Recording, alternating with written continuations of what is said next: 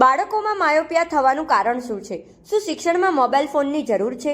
ટેકનોલોજીના યુગમાં નાના બાળકોથી લઈ 25 વર્ષના યુવકમાં માયોપિયાના લક્ષણો જોવા મળ્યા છે.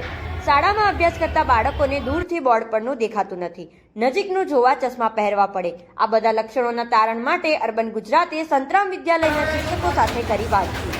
રમતગમતની પ્રવૃત્તિ હવે ઓછી જોવા મળે છે. બાળકો મોબાઈલમાં રીલ, ગેમ અને અન્ય મોબાઈલની પ્રવૃત્તિઓમાં પોતાનો સમય બગાડતા હોય છે. માત્ર 20 મિનિટ બાળક ફોનનો ઉપયોગ કરી શકે.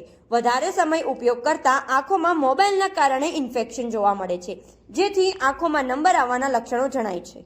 જય મહારાજ, મારું નામ નયન બ્રહ્મભટ્ટ, શ્રી સંતરામ મંદિર, નડિયાદ. મોબાઈલથી ફાયદા તો છે, એ ભણે છે, એના ભણવા પૂરતું વાપરે છે તો ફાયદા છે, પરંતુ ફાયદા કરતા ગેરફાયદા વધારે છે, લાભ કરતા નુકસાન વધારે છે. બાળક સતત મોબાઈલ લઈને બેસી રહે છે, એટલા માટે એની આંખોને નુકસાન થાય છે, એના સ્વભાવની અંદર ચીડિયાપણું આવી જાય છે.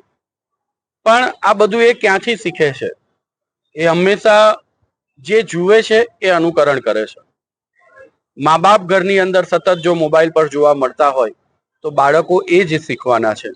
એટલે માતા પિતાએ બને એટલો મોબાઈલનો ઉપયોગ ખૂબ જ ઓછો કરવો જોઈએ, જેથી કરીને સંતાનો કંઈક શીખ મેળવી શકે. આપણે જોઈ રહ્યા છે કે મા બાપનો એવો આગ્રહ હોય છે કે મારો દીકરો બહુ જ ભણે. બહુ સારી વાત છે, દીકરા કે દીકરીઓ ભણાવવા માટે જ છે, પરંતુ એને શારીરિક તકલીફો વધતી જાય છે, કારણ કે મેદાન છૂટી ગયું છે, રમતો છૂટી ગઈ છે. વોલીબોલ, કબડ્ડી, આ બધી જે દેશી રમતો હતી આપણી, એ રમતો પણ વિસરાઈ રહી છે. પહેલા તમે જુઓ કે વેકેશન પડે તો બાળકો રાહ જોઈને બેઠા હોય કે વેકેશનની, કારણ કે દેશી રમતો શીખવા મળતી હતી, દેશી રમતો રમવા મળતી હતી.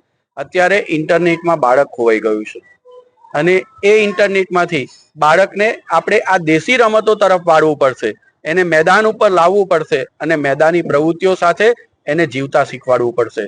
ટૂંકાણમાં એક જ કહીશ કે માટીનો માનવી છે, એને માટી સાથે જ રહેવું.